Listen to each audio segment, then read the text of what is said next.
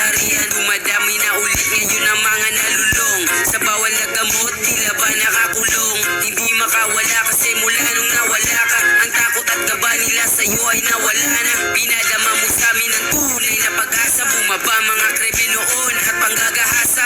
Mga kriminal takot sa'yo't nababahala. Kasi pag sinabi mo, ginagawa mo walang drama. Dama namin sa'yo ang tunay na malasakit. Siraan ka man nila, mas lalo pa kaming kakapit. Binigay namin tiwala sa'yo, tayo ay abot langit. Ikaw ang tumugon sa aming mga panalangin. Ngayon ang pinapangarap naming ginhawa. Di na madama tatay, di kong mula nung bumaba ka.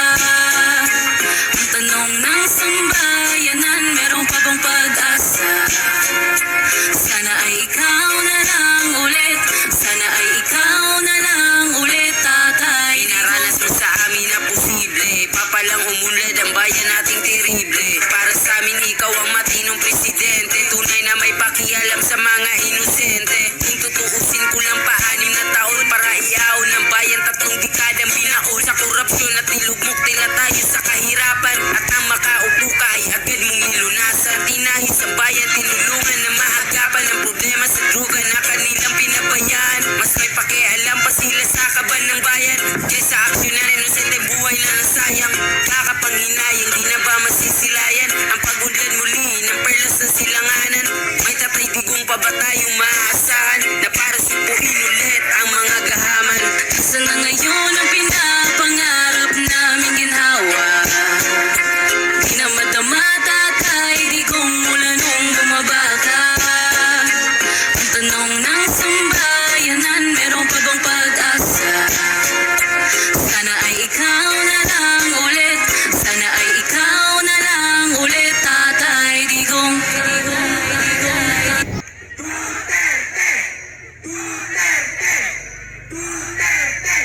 Bilib talaga ako sa mga Pilipino dito.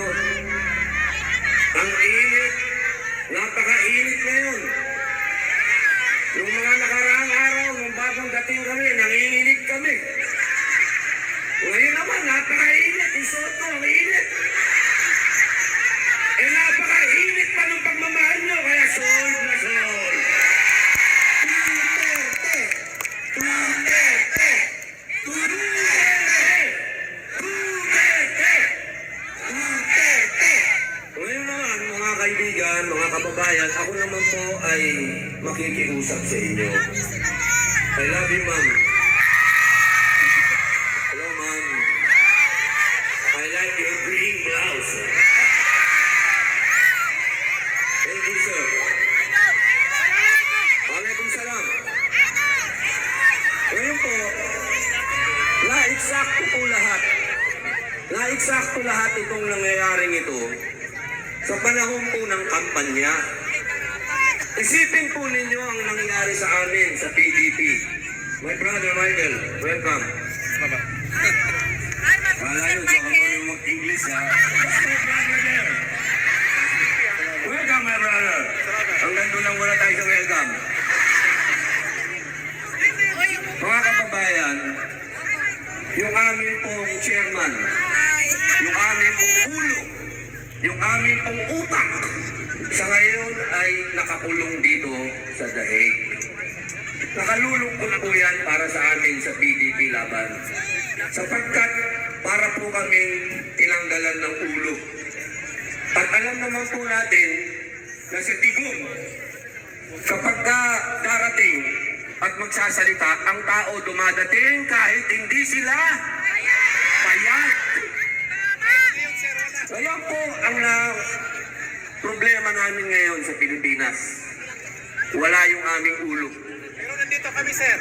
Kaya po, katulad ng iyong sinabi, lumalakas po ang loob namin sa PDP laban kapag nakikita po namin kayo. Sana po yung pakiusap. I love you, ma'am. Ayaw, ma'am. Sa totoo lang, gusto kong pulis.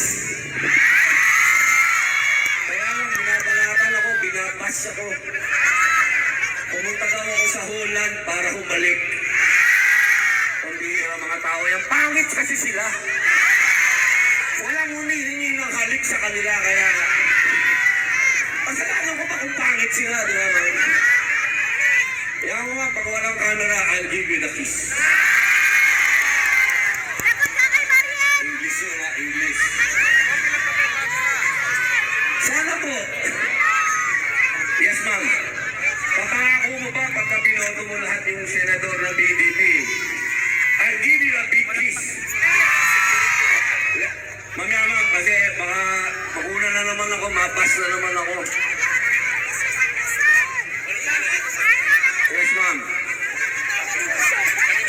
Oh, yes, ma'am. Lahat po kayo, yayakapin ko. Hindi po yan kahit kailan naging issue sa mga kaduterte. Sapagkat ang mga kaduterte po malapit sa tao. Lahat po na nagmamahal kay Pangulong Digong. Lahat po kami, tinirain ni Digong na maging malapit sa tao. Kaya patawarin niyo po kami, lalong-lalo na po sa mga kapatid kong Muslim, kung na-offend po kayo, doon po sa pumiling ng halik at hinalikan po, patawarin niyo po ako. Pero wala naman pong mali siya yun, kung hindi, yun po ay, yung kababayan natin, napakatagal dito, humingi ng kiss, hindi mo ibibigay, napakadamot mo naman. Ang bihira naman. Opo. Kaya mga kababayan, ibabalik ko po ito sa issue. Meron po kaming mga kandidato na ito po yung itinutulak ng ating Pangulong Rodrigo Roa Duterte. Ito pong mga senador na ito, hindi naman po ito basta-basta. Mga abogado po ang iba dito.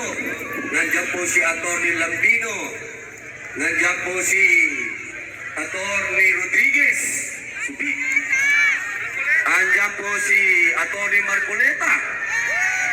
Andiyan po si Atty. Bondo.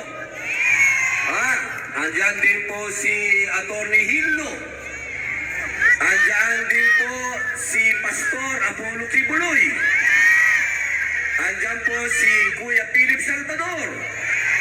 At nandiyan po yung anak-anakan ng ating Pangulong Rodrigo Roa Duterte.